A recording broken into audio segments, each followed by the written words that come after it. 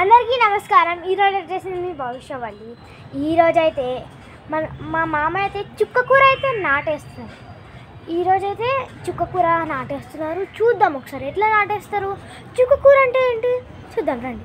చుక్కకూర అంటే ఆ కూర నుంచి చుక్కలు వస్తాయా లేదంటే ఏంటో మనకు కూడా తెలియదు. సో చెప్పుకుందాం రండి.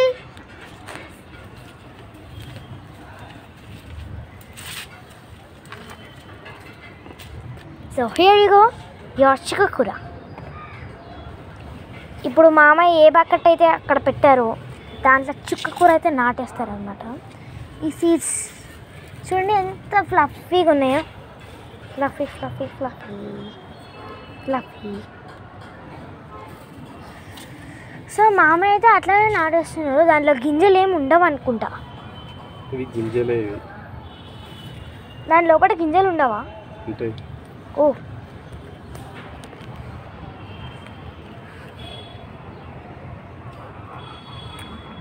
గింజలు వచ్చి ఇందులో మొక్కలు వచ్చిన తర్వాత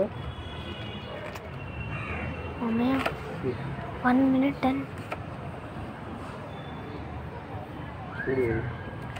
ఇందులో మొక్కలు వచ్చిన తర్వాత నేను మళ్ళీ రీప్లాంట్ చేపిస్తాను వాటిని.